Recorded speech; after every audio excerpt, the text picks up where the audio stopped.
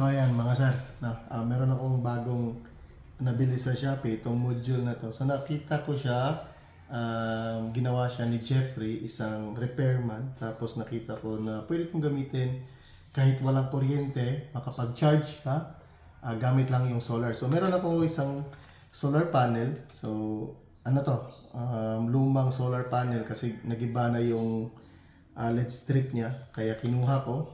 Tapos ito yung dalawa ang included sa order ko. So actually mabibili mo to sa Shopee, worth 89 pesos lang yung nabayaran ko dito. No, tapos meron siyang kasama ito.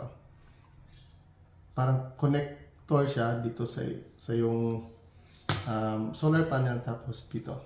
So yan, kinonect ko na siya, black to black, tapos yung red to red. So yan, ito yung connection niya, positive and negative. So tape na natin. Try natin kung talagang gagana siya mag-charge ng cellphone o kahit anong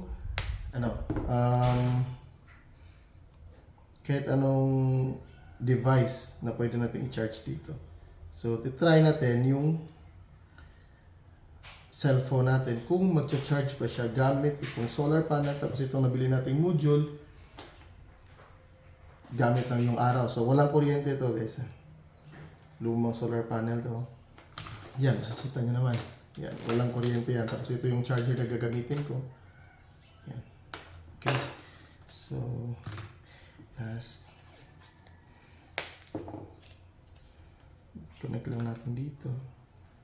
Iti-tape lang natin para talagang siguro hindi magdikit yung mga wire sa red and black. So, iti-tape natin.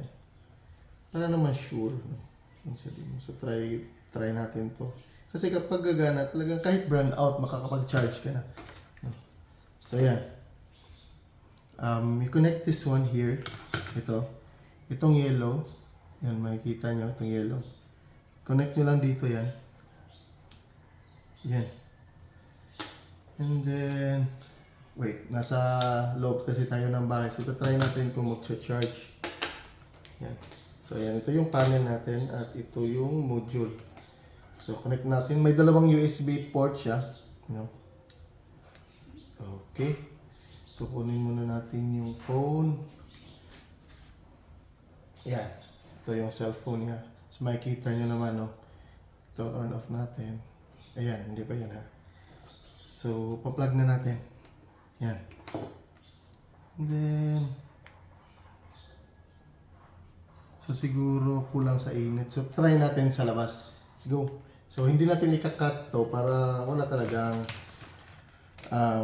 hindi edited at talagang walang bias. So, let's go. Okay. Tatay sa labas. Let's go. Here. Yan, mainit sa labas.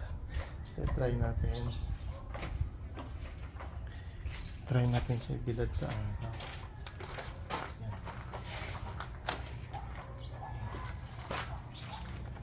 Andyan yung panel niya. Nandito yung module. Ayan. So try natin na. Ayan. Oh, yan. Nag-charge. Ayan, kita nyo. Charging siya. Ayan, kita nyo charging. So nag-charge siya kahit walang kuryente. Okay? So, ulitin natin. Kasi baka hindi nyo nakita, tapos sabihin nyo na bias. Ayan. Ayan. Nagcha-charging siya. Okay. So, talagang legit. So, legit.